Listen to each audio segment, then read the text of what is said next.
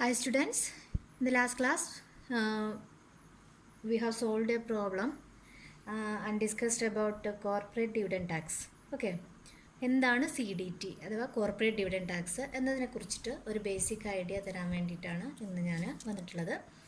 അപ്പോൾ അതിനു മുമ്പ് what is dividend? Okay, what do you mean by dividend? You know, dividend is the divisible profit of a company.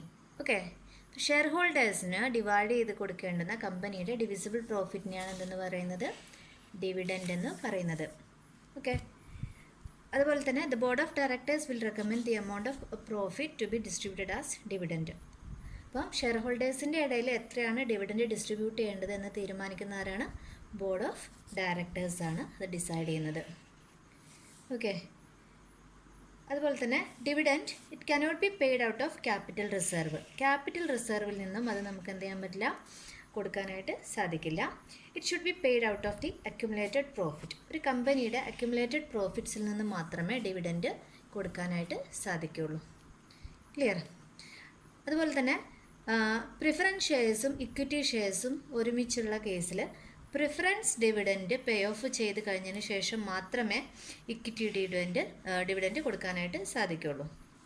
Okay, only after paying the preference dividend in full. അതുപോലെ തന്നെ if there are calls in arrears ഉണ്ടെങ്കിൽ എന്ത് ചെയ്യണം?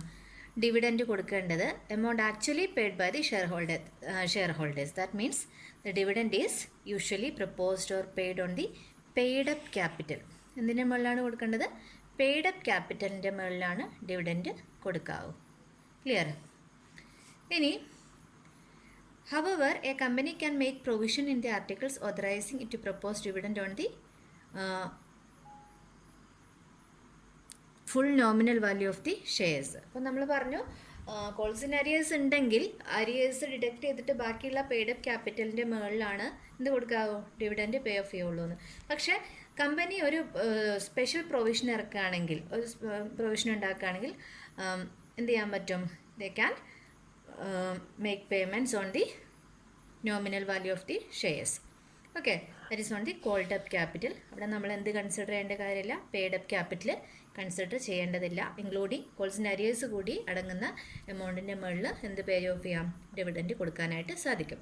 പക്ഷേ calls in arrear പോലെ തന്നെ നമുക്ക് പരിചിതമായിട്ടുള്ള മറ്റൊരു കാര്യമാണ് കോൾസ് ഇൻ അഡ്വാൻസ്, അല്ലേ? പക്ഷേ ഒരിക്കലും കോൾസ് ഇൻ അഡ്വാൻസിൻ്റെ മുകളിൽ എന്ത് കൊടുക്കാറില്ല? ഡിവിഡൻഡ് കൊടുക്കാറില്ല. ക്ലിയർ? ഇനി അടുത്തത് സോഴ്സസ് ഓഫ് ഡിവിഡൻഡ് ആണ്. What are the various sources of dividend? ഏതെല്ലാം സോഴ്സിൽ നിന്ന് നമുക്ക് ഡിവിഡൻഡ് കൊടുക്കാനായിട്ട് സാധിക്കും? കറണ്ട് ഇയർ പ്രോഫിറ്റിൽ നിന്നും ഡിവിഡൻഡ് കൊടുക്കാനായിട്ട് പറ്റും. അതുപോലെ തന്നെ പ്രീവിയസ് ഇയർ പ്രോഫിറ്റിൽ നിന്നും ഡിവിഡൻഡ് കൊടുക്കാനായിട്ട് സാധിക്കും.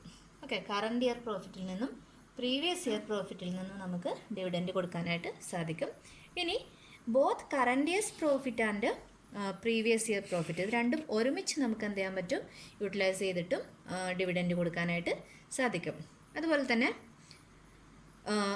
ഇനി ചില കേസിൽ സെൻട്രൽ ഗവൺമെൻറ്റോ അഥവാ സ്റ്റേറ്റ് ഗവൺമെൻറ്റോ എന്തെങ്കിലും സ്പെഷ്യലായിട്ടുള്ള ഒരു assistance, money provided by central government or state government for the payment of dividend in pursuance of a guarantee given by the government. ഗവൺമെൻറ്റിൻ്റെ ഒരു ഗ്യാരണ്ടിയുടെ പുറത്ത് എന്താണ് ഷെയർ ഹോൾഡേഴ്സിൻ്റെ ഡിവിഡൻഡ് കൊടുക്കാനുള്ള എമൗണ്ട് സെൻട്രൽ ഗവൺമെൻറ്റോ സ്റ്റേറ്റ് ഗവൺമെൻറ്റോ കൊടുക്കുന്നുണ്ടെങ്കിൽ അത്തരത്തിലുള്ള ഫണ്ടിൽ നിന്നും നമുക്ക് എന്ത് കൊടുക്കാനായിട്ട് സാധിക്കും?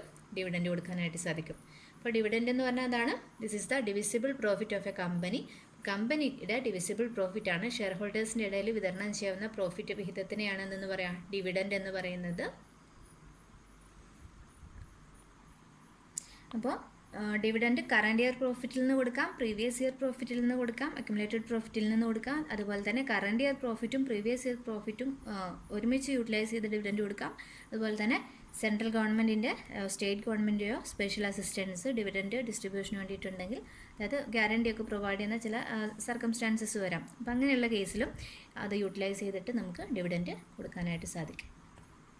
And next is terms relating to dividend. What are the basic terms relating to dividend? Dividend എന്ന് കേൾക്കുമ്പോൾ നമ്മൾ പലതരത്തിലുള്ള ഡിവിഡൻഡ് കേട്ടിട്ടുണ്ടാവും. അതിൽ ഫസ്റ്റ് വൺ ആണ് proposed dividend. What is proposed dividend? It is the dividend recommended by the board of directors after the close of the books of account. When it is approved by the shareholders in the annual general meeting, it becomes final dividend or declared dividend. അപ്പം ഒരു കമ്പനിയുടെ board of directors recommend ചെയ്യുന്ന ഡിവിഡൻ്റാണ് proposed dividend. അത് കൊടുത്തിട്ടുള്ള dividend അല്ല, it's A proposed dividend. ഇനി അത് annual general മീറ്റിങ്ങിൽ ഈ ഡിവിഡൻറ്റ് എന്ത് ചെയ്യാണ്, ഷെയർ ഹോൾഡേഴ്സ് അഗ്രി ചെയ്യുകയാണെങ്കിൽ it becomes final dividend or declared dividend. Okay, ഇനി ഇതിൻ്റെ ട്രീറ്റ്മെൻറ്റ് എങ്ങനെയാണെന്നുള്ളത് നമുക്ക് പറയാം. സാധാരണ ഗതിയിൽ കൊടുക്കാനുള്ളതായിട്ട് ട്രീറ്റ് ചെയ്യുന്നതാണല്ലോ. അതുകൊണ്ട് തന്നെ ബാലൻസ് ഷീറ്റിൽ കറൻറ്റ് ലയബിലിറ്റീസ് എന്നുള്ള ഹെഡിൻ്റെ അണ്ടറിൽ പ്രൊവിഷൻസ്, ഷോർട്ട് ടൈം പ്രൊവിഷൻസ് എന്നുള്ള ഹെഡിലാണ് പ്രപ്പോസ്ഡ് ഡിവിഡൻറ്റ് വരാറുള്ളത്. അതുപോലെ തന്നെ റിസർവ്സ് ആൻഡ് സർപ്ലസിൽ ബിസിനസ്സിൻ്റെ സർപ്ലസ് ഫണ്ടിൽ പ്രോഫിറ്റിൽ നിന്ന് എന്ത് ചെയ്യേണ്ട, ഡിഡക്റ്റ് ചെയ്യേണ്ടുന്ന ഒരു ഐറ്റം കൂടിയാണ് പ്രപ്പോസ്ഡ് ഡിവിഡൻറ്റ്. അപ്പോർഷൻ ചെയ്യേണ്ടുന്ന ഐറ്റം എന്ന് പറയും. ഓക്കെ, ഇനി രണ്ടാമത്തെ ടൈപ്പ് ഡിവിഡൻ്റ് ആണ് interim dividend. What is interim dividend? Interim എന്നുള്ള ടേം കേൾക്കുമ്പോൾ തന്നെ നമുക്കറിയാം എന്താണ്, ഇൻ ബിറ്റ്വീൻ എന്നാണ് ഇൻറ്ററിമിൻ്റെ word meaning. Okay, in between എന്ന് പറയുമ്പോൾ interim dividend refers to the dividend paid by the company before the preparation of final accounts. It is declared between 2 annual general meetings. ഒരു കമ്പനിയുടെ 2 ആനുവൽ ജനറൽ മീറ്റിംഗ്സിനിടയിൽ കൊടുക്കുന്ന, അതായത് in between ആണ്, ഒരു വർഷത്തിൻ്റെ പകുതിയിൽ വെച്ചിട്ടൊക്കെ പേ ഓഫ് ചെയ്യുന്ന ഡിവിഡൻ്റാണ് ഇൻറ്ററിം ഡിവിഡൻറ്റ് എന്ന് പറയുന്നത്. അതും കൊടുത്തിട്ടുണ്ടെങ്കിൽ അത് എന്ത് ചെയ്യണം, പ്രോഫിറ്റിൽ നിന്ന് നമ്മൾ എന്ത് ചെയ്യും, സർപ്ലസിൽ നിന്ന് അത് ഡിഡക്റ്റ് ചെയ്ത് കാണിക്കണം. ഓക്കെ, ഇനി അടുത്തതാണ് final dividend. This is the dividend which is proposed and declared at the end of the accounting year after the close of the books of account. Books of accounts close ചെയ്തതിന് ശേഷം share ഹോൾഡേഴ്സിന് കൊടുക്കുന്ന ഡിവിഡൻറ്റിനെയാണ് final dividend എന്ന് പറയുന്നത്. Final dividend is always paid in addition to the interim dividend. സാധാരണഗതിയിൽ ഈ company interim dividend കൊടുത്തിട്ടുണ്ടെങ്കിൽ in addition to അതിൻ്റെ മേലെ ഇൻ അഡീഷനായിട്ട് കൊടുക്കുന്ന ഒരു ഡിവിഡൻ്റാണ് ഫൈനൽ ഡിവിഡൻറ്റ്. അതുകൊണ്ട് തന്നെ ഇത് അഡ്ജസ്റ്റ് ചെയ്യാറില്ല. അതായത് ഇൻറ്ററിം ഡിവിഡൻറ്റ് കൊടുത്തത് ടോട്ടൽ ഡിവിഡൻറ്റിൽ നിന്ന് ലെസ് ചെയ്യുക, അങ്ങനെയുള്ള അഡ്ജസ്റ്റ്മെൻറ്റ്സ് സാധാരണ ചെയ്യാറില്ല. ഇനി എന്തെങ്കിലും റെസൊല്യൂഷൻ പ്രത്യേകിച്ച് മെൻഷൻ ചെയ്തിട്ടുണ്ടെങ്കിൽ അത് ഫൈനൽ ഡിവിഡൻറ്റിലേക്കുള്ള ഒരു പ്രപ്പോർഷനാണ് ഇൻറ്ററിം ഡിവിഡൻ്റായിട്ട് കൊടുത്തത് എന്ന് നമ്മൾ അങ്ങനെ എന്തെങ്കിലും ഒരു റെസൊല്യൂഷൻ സ്പെഷ്യലായിട്ട് പാസ് ചെയ്തിട്ടുണ്ടെങ്കിൽ അവിടെ എന്ത് ചെയ്യാറുണ്ട്, അഡ്ജസ്റ്റ്മെൻറ്റ്സ് ചെയ്യാറുണ്ട്. അല്ലാത്ത കേസിൽ ഈ ഫൈനൽ ഡിവിഡൻറ്റ് എന്ന് പറയുന്നത് എന്താണ്, it is paid in addition to the interim dividend. Clear? ഇനി അടുത്ത ടൈപ്പാണ് അൺക്ലെയിംഡ് ഡിവിഡൻറ്റ്.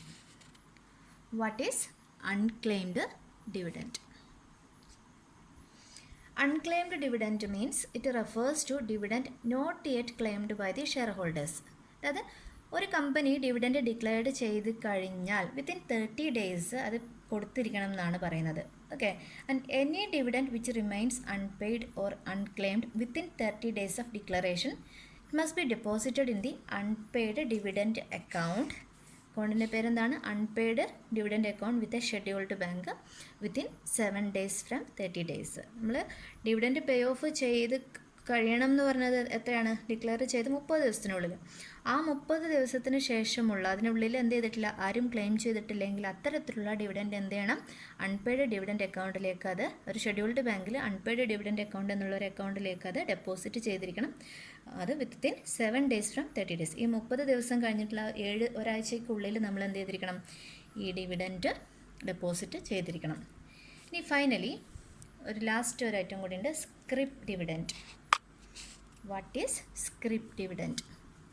അതായത് in case a company does not have sufficient funds to pay dividend in cash, കമ്പനിക്ക് ഫണ്ട്സ് ഇല്ല ഡിവിഡൻറ്റ് കൊടുക്കാനായിട്ട്, it may issue promissory notes or bonds for the amount due to share holders. It is called scrip dividend. അപ്പോൾ share ഹോൾഡേഴ്സിന് കൊടുക്കാനുള്ള എമൗണ്ടിന് പകരമായിട്ട് എന്താണ്, promissory നോട്ട്സോ അല്ലെങ്കിൽ ബോണ്ട്സോ ഇഷ്യൂ ചെയ്യുന്നു.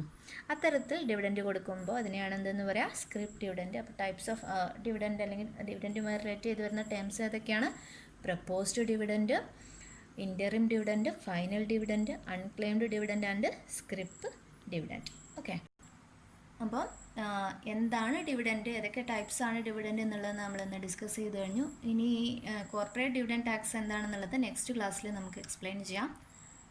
ഓക്കെ.